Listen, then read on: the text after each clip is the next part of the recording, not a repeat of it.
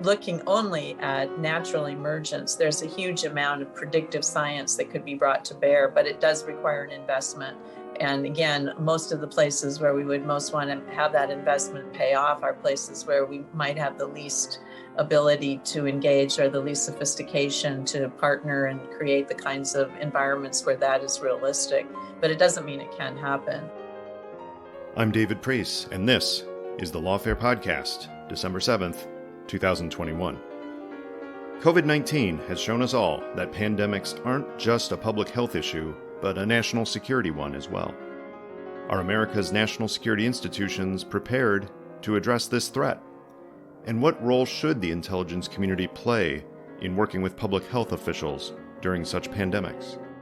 This live recording of the Lawfare Podcast tackles these questions and many others, featuring a discussion with Congressman Eric Swalwell, who represents California's 15th Congressional District and sits on the House Intelligence Committee, Dr. Julie Gerberding, who served as director of the Centers for Disease Control and Prevention from 2002 to 2009, and now is a senior leader at the pharmaceutical company Merck, and Matt Berrett, a former CIA assistant director and head of its Global Issues Mission Center, and now co-founder of the Center for Anticipatory Intelligence at Utah State University. This was held in conjunction with two programs at George Mason University's Schar School of Policy and Government. First, the Michael V. Hayden Center for Intelligence, Policy, and International Security, and second, the biodefense program. This podcast has been edited slightly for length. It's the Lawfare Podcast, December 7th, COVID and Intelligence, with Eric Swalwell, Julie Gerberding, and Matt Berrett. Welcome to this live recording of the Lawfare Podcast. Before we get to COVID-19 specifically and things happening now, it would help all of us to briefly hear each of you talk about your experiences of the intersection of public health and national security from different institutional perspectives that you're familiar with. And I'll start with you, Eric. Your district includes a federally funded research center and development center, which is the Lawrence Livermore National Laboratory. And they've done some work related to biodefense and public health over the years. And of course, being in Congress, you have a window on a whole lot of these issues and how they intersect. So I'd like to start with you briefly to talk about how Lawrence Livermore and other national labs can play into these issues and how you think Congress oversees those issues and adds value. Thank you so much, David, and thank you to the Hayden Center. And excited to be with you, Julie, and Matthew on this. I'm privileged to represent Livermore, California, which has not only Lawrence Livermore National Laboratory, but also Sandia National Laboratory. And so it's approximately 10,000 physicists who live in my congressional district. And so I'm proud to boast that I may have the smartest congressional district in the country. Don't hold it against them that they voted for me. I promise you, they're very, very smart, hardworking people in the district. And you may have heard of Lawrence Livermore in the past because of their leading the way with super and hyper computing. And so high performance computing and the investments they've made there have always landed them in the top 5 every year when the race takes place among Japan, Taiwan, China, the US for the fastest supercomputer. We're always in the top 5. And that's critically important right now as we're trying to crunch data on COVID-19. And so Lawrence Livermore has been tasked by the White House to provide COVID-19 researchers worldwide with access to the most important and critical high performance computing resources. And so this is not the first time they've been asked to do this, by the way. For the past 2 decades, lab scientists at Livermore have developed and deployed what they call commercialized numerous diagnostic technologies. And so they're applying that right now. And they also created a COVID-19 portal, a data portal to expedite access to modeling results. And so as we see what's going on in South Africa right now, when they turned around a new variant quite quickly, Lawrence Livermore does the same. They are able to process quite quickly and turn around data to scientists, to the White House, to the CDC, so that it can educate policymakers as we determine, what do we do next? So very proud of the work we're doing there. And frankly, David, it feels like everything, whether it's pandemics or climate chaos, is accelerating. We're seeing the 500-year flood every couple years now, the unseasonable hurricanes every season now, unseasonable wildfires happening over and over, especially in California, and of course about 3 pandemics in the last 20 years. And so it's all the more necessary for us to deploy resources that we have in the federal government to try and understand and inform policymakers. That is a great overview of Livermore in particular. But quickly, also on the congressional side, is a lot of what you're talking about is the lab analyzing these events and presumably helping others in the government to understand them. What role does Congress play other than the funding and the oversight of their operations? Right. So, of course, we fund Lawrence Livermore to maintain the nuclear deterrent that we have. But from what we learn in maintaining and upgrading our nuclear deterrent, we can apply those sciences to understanding what's going on with climate, what's going on in the energy sectors, and of course, what's going on with pandemics. And so putting all hands on deck, with our scientists right now to help with COVID is critically important. And so that's the key role, the front and center role that the lab employees are playing right now. And so, frankly, the recent investments that we've made through the infrastructure bill, through what I hope will be passed soon, and Build Back Better, will continue to make investments in infrastructure and the sciences to include Lawrence Livermore National Laboratory. And so it's the tip of the spear as it relates to processing, the data that's out there on pandemics, on wildfires, on climate chaos, and of course, the most important role they play being a deterrent to others on the nuclear stage. Thank you. Julie, you've had impressive experiences in leadership roles during previous pandemics, such as the anthrax scare in 2001 and the SARS crisis a few years later. And I'm hoping you can characterize for everybody how the national security apparatus intersected with the CDC and the National Institute and helped during those crises, and what ways it didn't help during those crises. Well, thank you. First of all, thank you for including me in this discussion, because this is a fascinating perspective on something that I think has been long overlooked. For me personally, the convergence of public health and national security was brought home very early in my training at San Francisco General Hospital, when we were actually visited by Robert Gates as HIV was unfolding in Africa. And he came to ask the question, what would be the security instabilities that a pandemic like HIV could conceivably cause?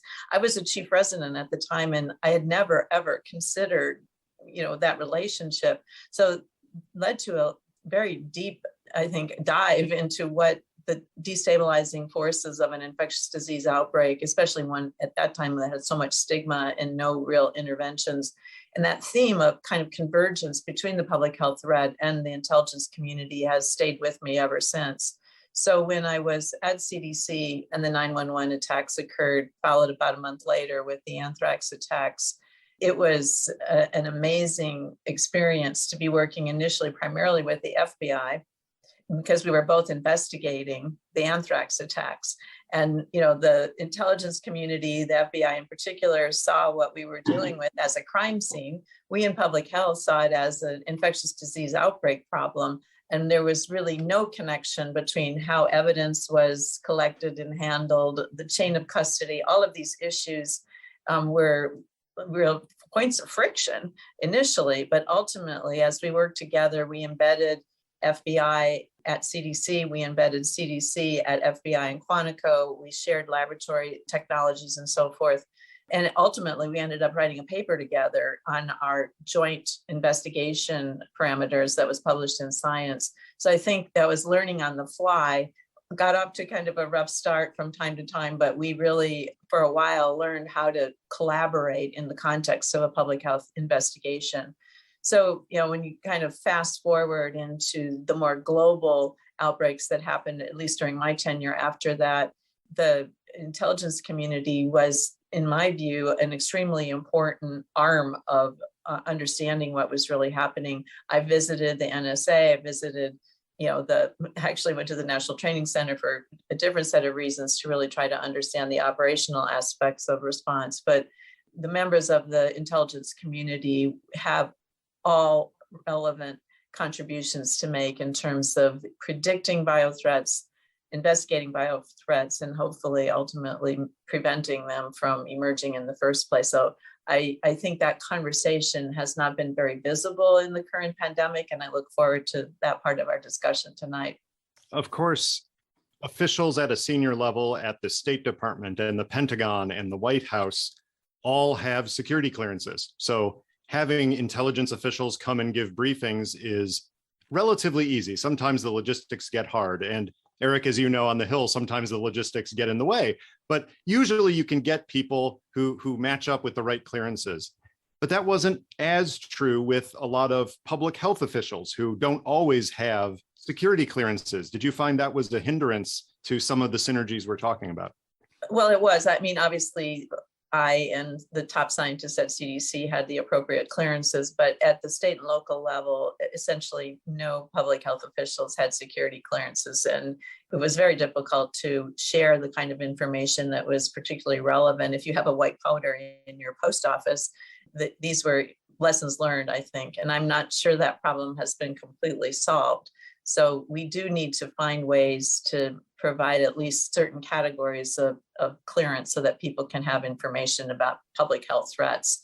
But that also requires a different kind of training and exercising of that community so that they're prepared and understand the proper procedures for handling that and so forth.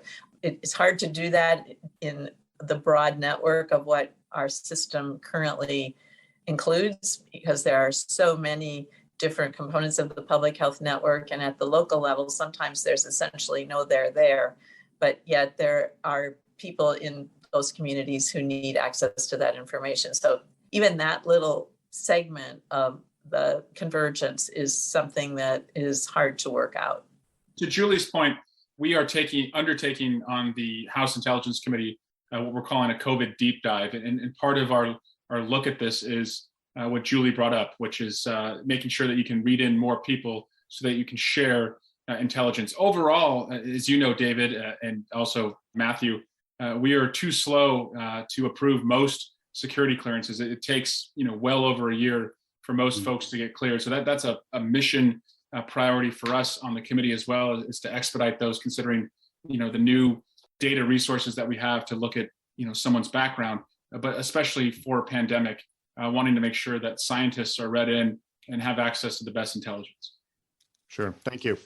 Matt, bring the intelligence perspective into this from your role running the Global Issues Mission Center at CIA, which did include within it many issues, but among those, public health and its relation to national security.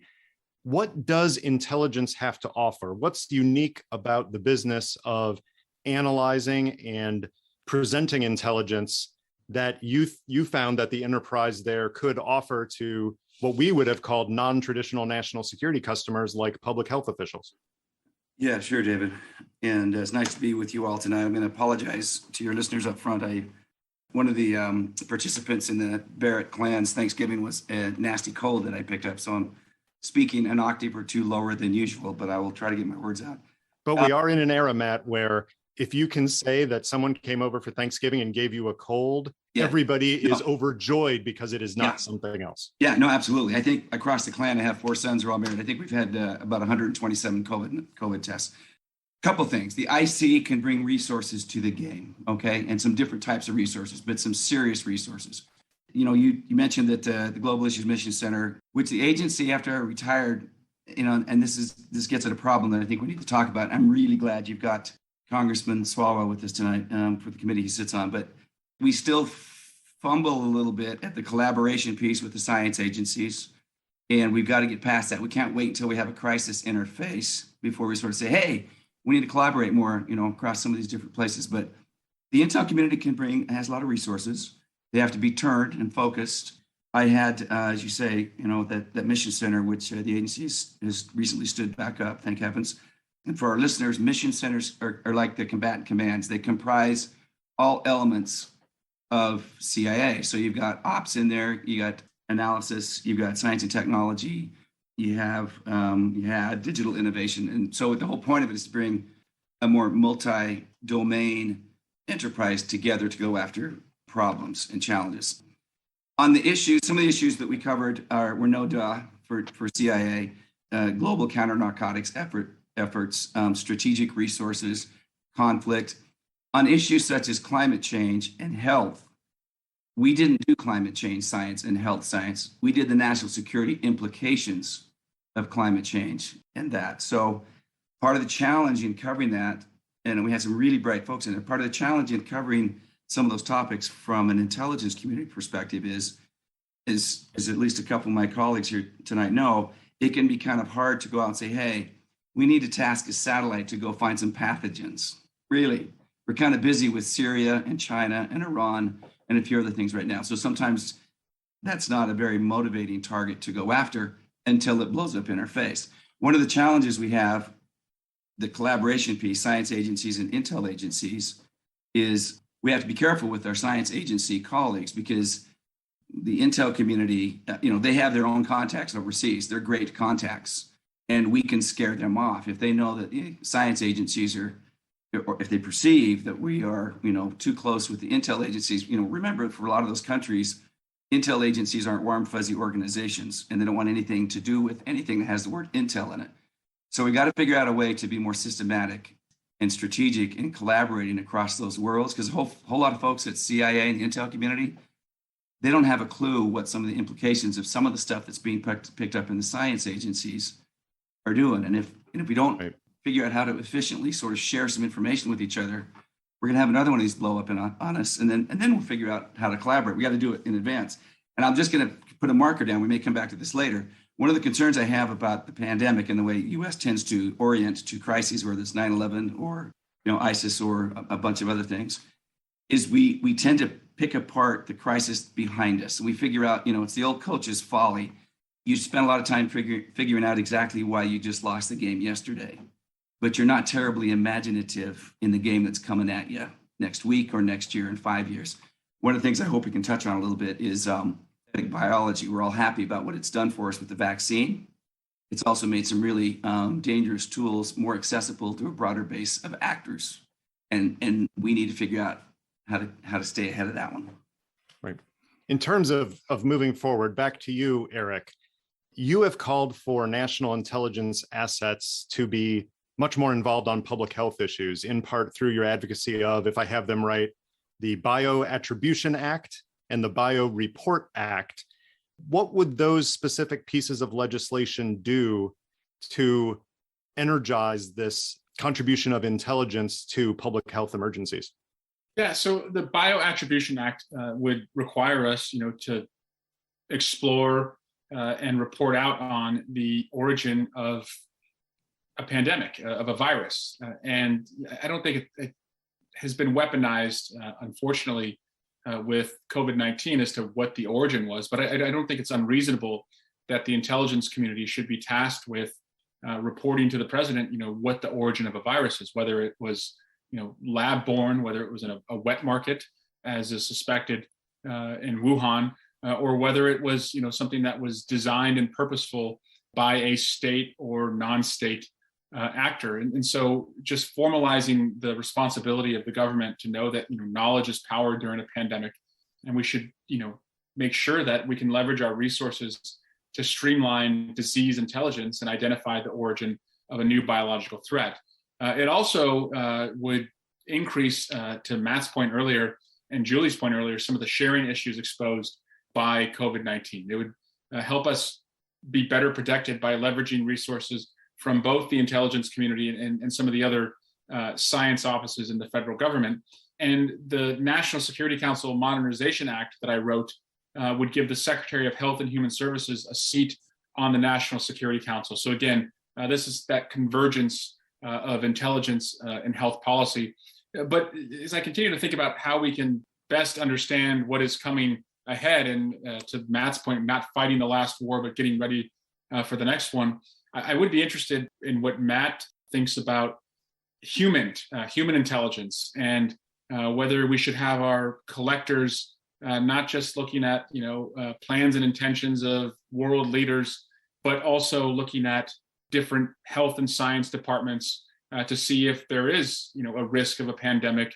In the case of Wuhan, if they knew long, and it looks like they did long before it was reported to the rest of the world, had we been, really zeroing in on that, could we have better protected ourselves and closed ourselves off from Asia much earlier to protect it from coming from us? And I don't know if that, is something I have the capability to do now, or if we would have to plus up and increase training. But it does seem like we have human opportunities to collect there as well. I'd love to jump in on that. Yes. Now, we'll follow that up. The Intel community will follow that up with, Congressman, we'd like to go out of that, but like everyone else, we have constrained resources. Right. Just touch on a couple of things the Intel community has done and could do more of. Tell you whether the science agency in some country where you're very worried about some disease erupting are lying to us. Are they lying to their colleagues in our science agencies about what's really happening? The Intel community is trained to get into that, to get into the inside baseball and find out. So that's, clearly an area where they probably need to do more. I mean, we're looking at a pandemic now. We got some issues of climate change. I think we're going to have to broaden our view, and this is going to require, as Congressman knows, a little bit of cultural shift in some of the Intel agencies. But, we worry about China. I get it. I had Undersecretary of Research and Education from Department of Agriculture visit me not long after I stepped into my assistant director job, just a courtesy visit. And I asked her at one point, I said, tell me how, I don't have science, but I got an econ background. I said, how worried are your scientists about climate change? And she about jumped across the table, said, really worried. And I said, what is it they worry most about? Is it just, the effects of climate change on crops? And she said, no. She said, our genetic engineering is getting pretty good. If we have a sense of what's going to happen with temperature and moisture, we can start to design crops and be able to be more hardy and adjust. And so we have some tools in those areas. What worries them is they don't have an ability to predict how the shifts in climate and moisture are going to affect the diseases that affect crops. That's what she said at the time worries her. The intel agencies could get into some of those other science institutions overseas who are not willing to tell us some of the things that they're researching and finding out that would be of use to us and share that information with us. So I think we have to stand back and, again, look ahead, try to be imaginative to the things that could be coming at us. It's constrained resources. I get it. That's just a reality. But I'm not sure, here's the thing, Congressman, I'm not sure that when we have those strategic discussions, in fact, I am sure, we don't have a broad enough base of folks in the room. We just don't. I come from an institution that says, hey, multidisciplinary analysis. We got econ, political, leadership, military, targeting. That's a great start. In the classrooms I'm doing up here at Utah State University, we've got 30 majors in the room, and we're throwing problems at them.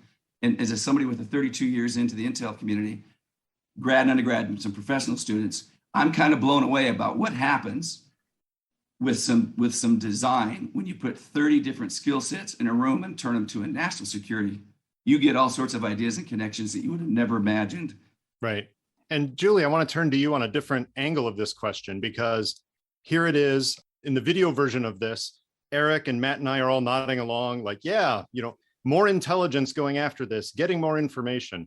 But collecting intelligence itself presents some new issues in the public health arena. And I've had public health professionals say to me that they're uncomfortable with a greater role of intelligence in things like disease surveillance and pandemic preparedness, because among other things, the use of intelligence on public health issues raises the risk that health agencies and programs may be viewed by some, especially overseas, as intelligence agencies themselves. Because the best way to find out what's happening inside a Chinese hospital or a Chinese lab is to have someone who can speak that language and walk the walk. And suddenly you have a whole bunch of doctors from America who are suspect in certain countries because of that, which actually inhibits the scientific enterprise. So I'm wondering if you can hit that from your side to explain from a public health perspective, what is the cost-benefit analysis of linking up with intelligence in a way that could actually risk some of the gains of pure scientific cooperation? Yeah, I think we put a very high premium on trust in science, trust in those kinds of collaborations. I know during my tenure, we had a memorandum of understanding with the China CDC, and we had the Chinese CDC leaders come to Atlanta. The CDC US leaders went to China. We planted a friendship tree when they built their new facility and so forth. So we built a relationship on trust. And for a period of time, we had pretty good situation awareness when there was an outbreak of infectious disease of public health concern in China, because we were training the scientists together. We supported the field epidemiology training program there, which embedded some of our best epidemiologists at the China CDC and vice versa. So, that's controversial. It's tricky.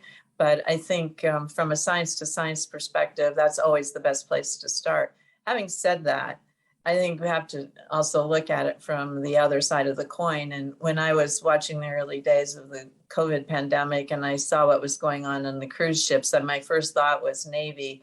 Then we saw the outbreak on one of our naval cruisers. And I just realized that we just taught enemies how to, knock out our Navy.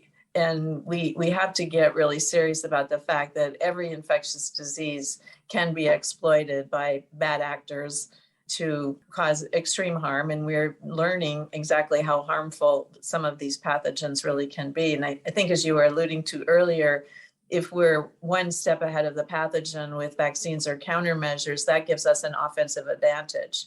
And not saying us that we would do that, but I'm saying that, a bad actor who knew that he could protect his own community with countermeasures, but others were not as protected, really has an offensive weapon advantage.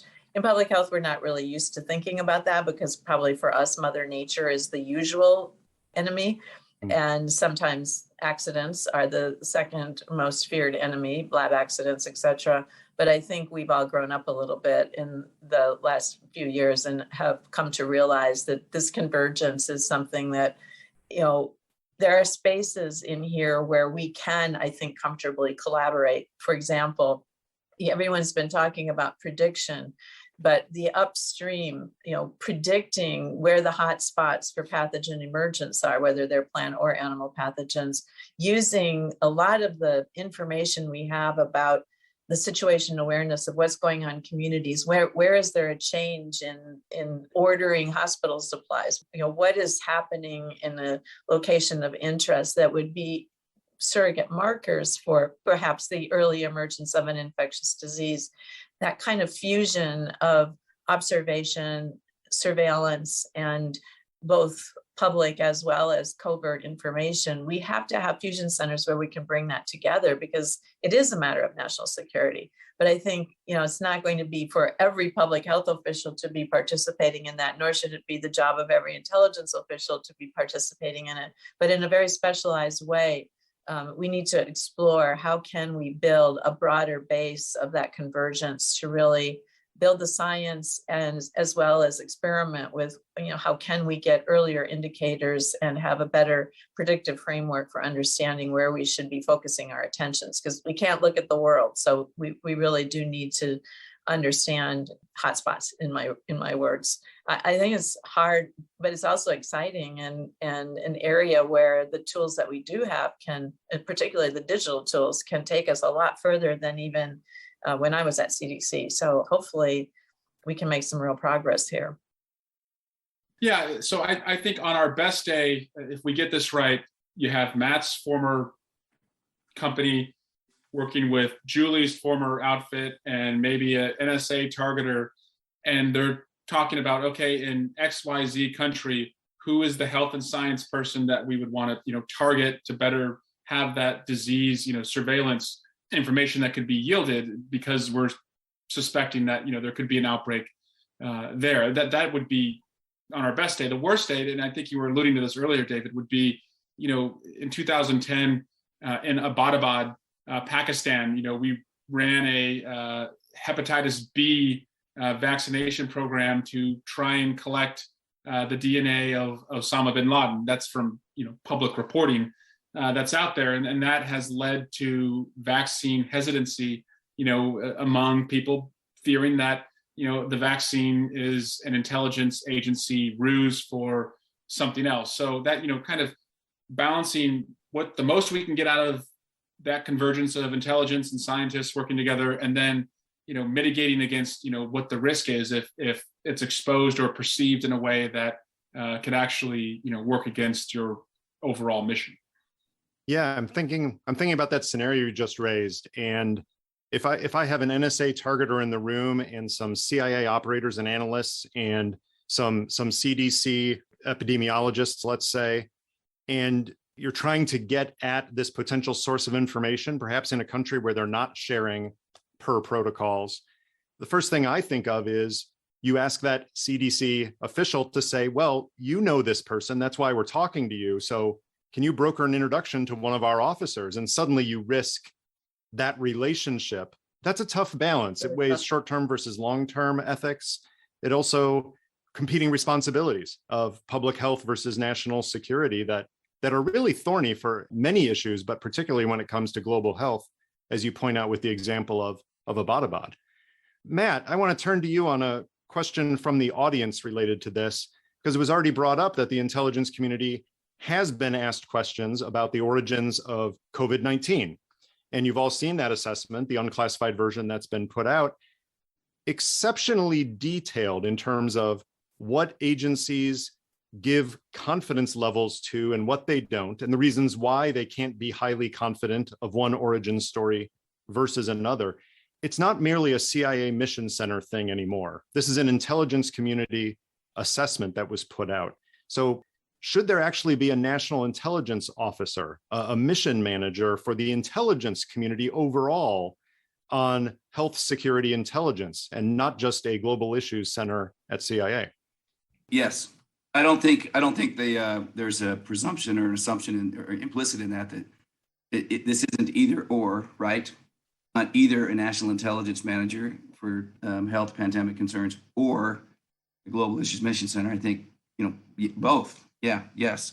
But those NIMs have, coming out of the ODNI, I've got to be a little careful here, but part of their orientation is the tasking piece. They're in close proximity to the National Intelligence Council, where a lot of those national level estimates are made. But so my short answer is yes. It seems, as of this point, this is sufficiently concerning and poses a sufficient threat. Yeah. I think in terms of something such as that, I think one of the challenges that all of our institutions have is we become captive to the inertia of what this is organizational theory 101. We become captive to the inertia of how we've been doing things for the last 5, 10, 15, 20, 200 years. And these institutions are full of really smart people that might benefit by having a few more percent really creative folks in there, people from not your typical backgrounds, but really creative folks to ask questions that I think sometimes we just don't until, again, crisis blows up on us. And then we're a resource planet, and we'll turn all the resources in the world to it.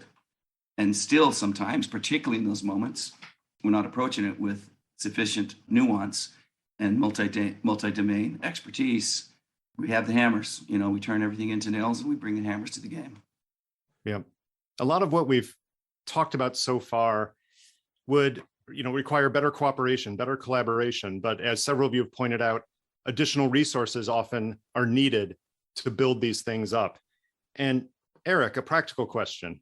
Is there an appetite among enough of your colleagues on the Hill to use this COVID-19 crisis as an opportunity to direct those resources? Because I got to be honest, I look at Congress and I see some of your colleagues who aren't even willing to simply wear a mask in response to this crisis. And I'm a little bit skeptical about the ability to develop a national consensus around a major investment in expanding intelligence resources to help out with public health issues. What do you think? Well, the same colleagues who are not willing to wear a mask, and I sit with them in our SCIF hearing room, are also the colleagues that berate intelligence officials because they believe that they're not being honest about the COVID origins. So it's almost as if, yes, don't like them or go to them because you want them to care about this public health crisis, but maybe pander to their concerns about China, hiding its role in the pandemic, if that's going to get them to authorize funding for additional resources to understand it. So I think there's many ways to skin a cat, and if that's their concern, and at the end of the day we land at the same place, to authorize more resources, then so be it. And we were able to get in the Intelligence Authorization Act of 2021, which we're waiting, to get a vote on the floor. Additional resources, as it relates to the pandemic. Now, yes, there are concerns that you expressed that they don't take it as seriously as they need to as it relates to masking, vaccinating, et cetera. But they are concerned about China, and if that's their concern, and China, is the world's largest wet market, so to speak, as far as the number of wet markets they have and what that means for public health, then let's find a way, to leverage that. Mm-hmm. Julie, it was just a few months ago that you wrote an article in Time magazine, and among other things, called for efforts to advance so-called prediction science on some of these pandemic issues. And I did notice that just in August or September, I don't recall which, the Center for Forecasting and Outbreak Analytics within the CDC was stood up and given something like $200 million for initial funding for use of analytics from a variety of different sources to bring in and try to help officials determine how likely outbreaks are to become pandemics, among other issues. But we have a real problem in terms of basic data from countries, perhaps like China, when it comes to the origin in Wuhan. And there's a real lack of confidence over the origins of some of these. And I'm not optimistic that that will necessarily improve in certain countries of the world that we have concerns about disease origins. How much hope should we put into this new forecasting center? And do you see that as at least the seed of something that will breed something very positive to address those issues that you yourself brought up in the article? Well, I hope so. It's clearly an important step and an important concept, and one that we've fought for quite a while. But I do think in terms of emerging infectious diseases, the fact is that the vast majority of the pathogens that we've contended with in the last 20 years, or actually 40 years, if you go back to the beginning of HIV, have been spillovers. There's not been a question about intentional release of these pathogens, except amongst conspiracy theorists, perhaps. So I think the most valuable place to start is really looking at the concept of spillover from animals to humans, or perhaps we need to be thinking about it from plant to plant, as you mentioned earlier with the climate change conversation. And there is so much open space there in terms of the surveillance for the biome of pathogens that exist in the most likely animal species, bats, rodents. We have to start with the most probable scenarios. I think we've now learned perhaps finally that coronaviruses might be a place where we should spend a bit more time and energy understanding in their natural habitat and their evolution and adaptation. So I think just looking only at natural emergence, there's a huge amount of predictive science that could be brought to bear, but it does require an investment. And again, most of the places where we would most want to have that investment pay off are places where we might have the least ability to engage or the least sophistication to partner and create the kinds of environments where that is realistic. But it doesn't mean it can't happen. I think the second piece of this new entity at CDC is, given an outbreak, then really predicting not necessarily its source, but predicting its pattern and its transmission and its impact. That's another whole area of modeling and data analytics that has been conducted with some success by various academic centers around the world, especially in the US, but it's still pretty primitive. And as we can tell, a lot of dogma feeds into those early analytic models, and then we end up in the situation at the other end of the funnel where the predictions really didn't hold up at all. And so we have a confused public and a further erosion of trust. So I do think that the more we can build the science around prediction, and hopefully, if we're fortunate and end up getting ARPA-H or some of the other countermeasure investments appropriated, we'll also have much better countermeasures available to combat them if and when they do move. So we can begin thinking about preemption as opposed to mitigation. I see that as technically possible. I just don't know whether or not we can build the case, a strong enough case for the investments and the prioritization that something like that would really require, because it can't just be the US, it has to be a global network. Right.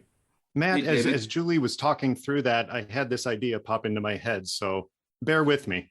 Let's say after this conversation tonight, the president gives you a call and says, I heard an idea that there should be a national intelligence manager or a national intelligence officer, for global health issues. And congratulations, you're my guy.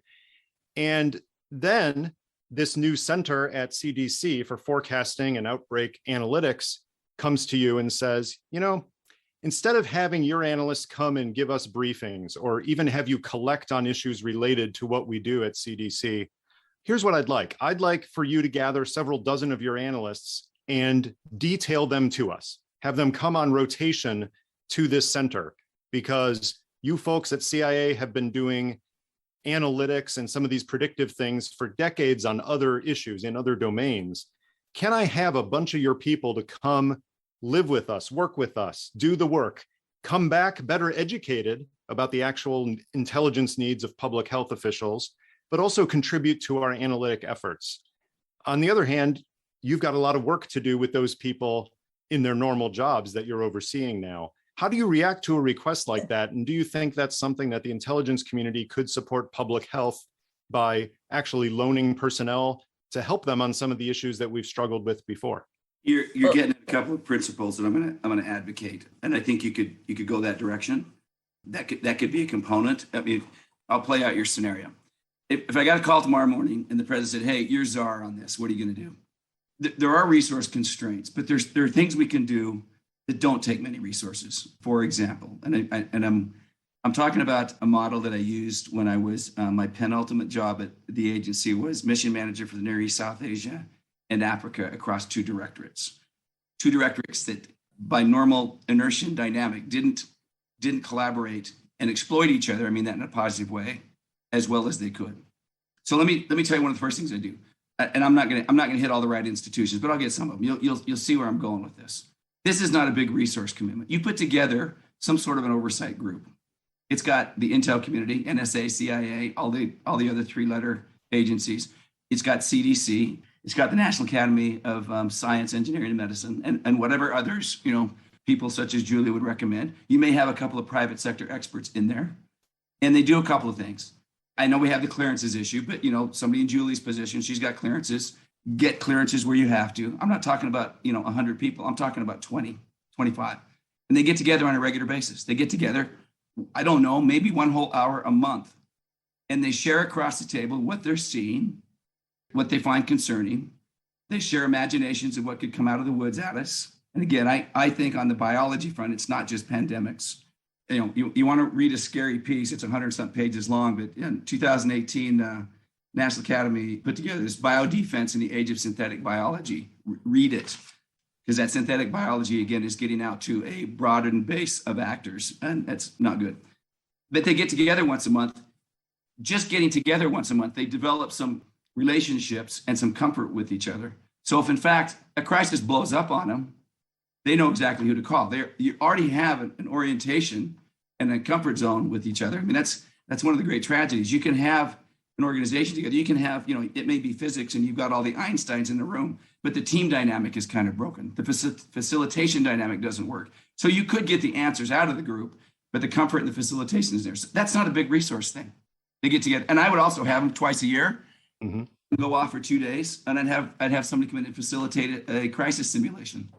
Be a little imaginative, bring in some folks that aren't from those two worlds to sort of make them think through what happens if, what would be a leading indicator of this and that, teach them some futures work. That's not a big resource commitment. Can I just say one thing, because I don't want to go over my skis here, but this would not be the first time that members of the intelligence community have been embedded at CDC and have participated in these kinds of conversations and exercises. So, they're not very conspicuous for obvious reasons, but on a small scale, this is something that has actually, at least during my tenure, was not abnormal. But, the time was a little bit different then because we were coming out of the 911 environment, so the stakes were higher. But I think your point is really well made, that this does not require a massive appropriation, but it does require leadership commitment and sustainability, because to dabble in it, we will never get anything accomplished. And I think it needs to be highly supported. To your point, and I read your piece in Time, Julie, I thought it was fantastic. Bring in our partners, at least intermittently, at least regularly. So we're also talking to the Five Eyes folks. We're talking to, the Taiwanese. We're talking to some other people on a regular basis. Mm-hmm. Mm-hmm. Eric, I want to come back to you. We only have a few minutes left here. And I want you to put this into the bigger picture of the intelligence community, even in the time before you joined it, had a reputation as being, I don't know what to call it, often cooperative, more cooperative than other committees, because so much work takes place in secret, perhaps. There's less grandstanding. There was the opportunity sometimes to work across the aisle in a way that people in the room often said that they forgot what party their colleagues were in, which is a nice change from the dynamic we see in so many other ways. In recent years, that seems to be a little bit different. And I'm hoping you can shed some light on not just the issue of pandemics, although I think that's a big part of it, but when there is an issue that has an impact on everyone, does that give a leader of the intelligence community, a chairman and a ranking member, an opportunity to say, let's hit the reset button, let's refresh, and let's get the intelligence community fully back on that level? Well, I miss those days. The old saying when I joined the committee was that when you walk into the SCIF, there's a door about this wide, 2 doors that wide that you go into. They're heavy doors, and it's heavy material that you're about, to digest. And they say that you check 2 things at the door: your phones, your electronic devices, and your politics. And if you were to look at a transcript over the past 30 years of the committee, and you were to just redact the names of the members, you would have no idea who was a Republican or who was a Democrat. So you're absolutely right, David. In that room, because there's no cameras, because there are no notes, you can't take your notes out of the room, because you don't have your personal office staff there with you, you're really just acting in the best interests of your constituents, the Constitution, and your conscience. And you really see people's real personality and their real principles come out. Now, of course, the 2016 election changed all of that. The good news is this most recent Intelligence Authorization Act was passed unanimously out of the committee. And that was because Chairman Schiff really wanted to get us back to that regular order, so to speak, as we called it, and to credit the Republicans where they could have waged battles, they chose not to, and we found consensus. Some things were left on the cutting room floor that we would prefer to have put into this bill, but we thought that it was more important to show ourselves, our colleagues in the country, that we were trying to get back to that comity. The Intelligence Committee also travels a lot because of our partnerships across the world, and in that travel, you forge relationships with your Republican colleagues, and the Republican and Democratic staffers forge relationships. Secretary Pompeo and I spent Easter Sunday 2015 together in Baghdad, and that would not happen today, right? Just because of the nature of things. And so I do hope that we get back to that type of collaborating, because what's at stake is not partisan at all. What's at stake is the national security of the country, and hoping that you're putting that first before everything else. Yep. Julie, let me direct a quick question to you from Larry Pfeiffer. He notes that we've had this entire conversation and we have not yet mentioned the Department of Defense's National Center for Medical Intelligence. DoD is a big gorilla in the executive branch in so many ways anyway, and is leaned on in crises. Instead of having a new institution developed or worry about new centers within the CDC, should that National Center for Medical Intelligence, in a sense, become more linked to some of the public health issues and become a larger entity as a support element there? I co-chair the CSIS Commission on Global Health Security, and we are just in the process of rounding out the findings from a special working group on the role of the Department of Defense in biosecurity. And it's just been a fascinating exploration of the broader set of capabilities, requirements. It's not lost on anyone that in the middle of a crisis, we call upon the DoD to do things that probably aren't part of their concept of operations under normal circumstances. And it's a very clunky process to even get the authorizations and so forth to allow that to occur. So I think we need to really have a broad view of how can we really optimize the value of the DoD assets in biosecurity, but also what's the limit of what's appropriate for our military, and then how do we augment that or partner with it in the civilian space. I will have to come back to you because I feel like I now need a diagram of all of these special entities within the 17 intelligence community members that are focused on these issues. I thought I understood it, but I'm obviously out of date. So I'll have to learn a little bit more before I can fully answer your question. The Lawfare Podcast is produced in cooperation with the Brookings Institution. Look, I want all of you to do me a favor right now. We know you subscribe to the Lawfare Podcast, and if you don't, you can correct that immediately. But you also should be subscribing to our other podcasts. There's the Rational Security Podcast, which drops every Wednesday, and the Chatter Podcast, which drops every Thursday. Please go subscribe to those as well. This episode is edited and produced by Jen Patja-Howell. We thank the Hayden Center and the biodefense program at George Mason University's Schar School for help with the audio. Sophia Yan performed our music. As always, thanks for listening.